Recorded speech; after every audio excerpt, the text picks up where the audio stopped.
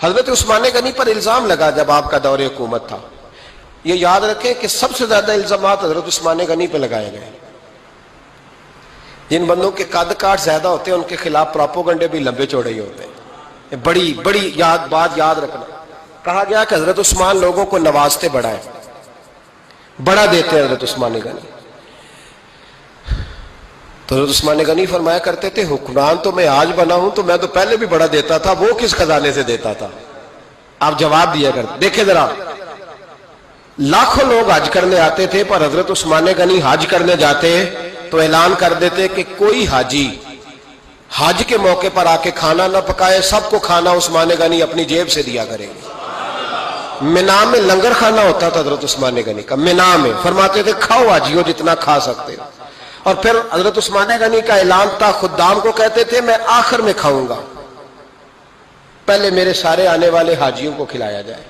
ایک مجھ سے ایک دوست نے سوال پوچھا 4-5 دن ہو گئے. کچھ سوال ایسے ہوتے ہیں جو بندے کو چوراہے پہ لا کے کھڑا کر دیتے ہیں, زندگی میں نہ بھولنے والے سوالات ہوتے ہیں. ایک شخص نے سوال پوچھا, کہنے لگا اوکاڑے دینی اور مذہبی گھرانہ ہے, اوکاڑے سے تعلق ہے, میرے ساتھ محبت کا رشتہ ہے. کہنے لگے بیٹی کی شادی کر دی ہے راولپنڈی میں.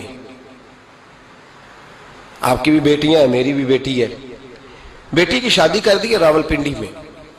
اب بچی چند دن رہنے آئی ہے. پوچھنا یہ ہے کہ نماز پوری پڑے گی کہ قصر پڑے گی؟ تو میرا تو اس نے کام کر دیا, حد ہو گئی, رو رو کے برا حال. میں نے کہا یار تو بند کر دے فون, رات کو بتاؤں گا. کیا پوچھ لیا یار تو نے؟ بیٹی مسافر نہیں ہوتی, بیٹی تو مہرانی ہوتی ہے باپ کے گھر کی. تو بیٹی مطلب کیسے بتاؤں کہ دل کرتا ہے کہ بیٹی وہ صرف ہنسے, وہ روئے کبھی نہ. یہ دعا ہوتی ہے. تو نے اتنا بڑا سوال کیوں کیا؟ بہرحال علماء کو کچھ چیزوں کے جواب دینے پڑتے ہیں. میں نے کہا میں رات کو بتاؤں گا. رات کو پھر فون آیا کہ آپ تو بڑی جلدی جواب دینے کے عادی ہیں تو دیر کیوں کر دی؟ تو میں نے کہا یار جواب تو میرے پاس تھا لیکن ہمت نہیں تھی ابھی. تو میں نے کہا کہ اگر تو بیٹی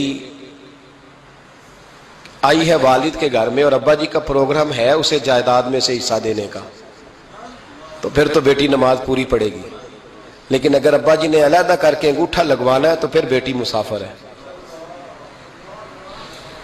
اگر ابا جی نے اس کو علیحدہ کر کے انگوٹھا لگوانا ہے نا کہ دے دے بھائیوں کو, خیر ہے تیری شادی پہ خرچہ کر دیا ہے.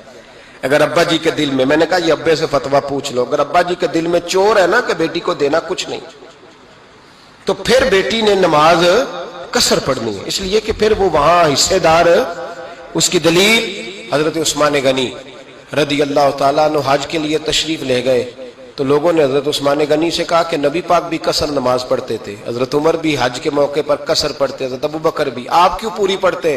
فرمایا ان کا مکے میں گھر کوئی نہیں تھا, میرے تو پورے کے پورے باغ ہیں, تو میں یہاں مسافر نہیں ہوں, میں یہاں مقیم ہوں. تو اگر تو بیٹی کا حصہ بھی ہے ابا جی کے گھر میں تو پھر وہ نماز پوری پڑے گی. لیکن اگر ابا جی نے اللہ تعالیٰ خیر فرمائے بیٹوں کے حق میں فیصلہ سنا دیا ہے اور انہوں نے بیٹی سے کہہ دیا ہے کہ چھوڑ, جو بیٹیاں حصہ لیتی ہیں ان کے بھائی نہیں ملتے تو نہ ملے بھائی, کوئی حرج نہیں.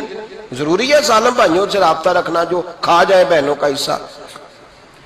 والد ظالم ہے, ظالم ہے باپ, بیٹے کو حصہ دیتا ہے بیٹی کو نہیں دیتا.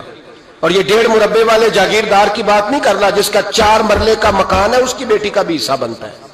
کیوں کھاتے ہو بیٹیوں کا حصہ؟ ڈر نہیں آتا اللہ تعالیٰ سے؟ کیوں کھاتے ہیں لوگ بیٹیوں کا حصہ؟ جب اللہ رسول نے رکھا ہے تو کیوں کھا جاتے اور پھر کہتے ہیں جناب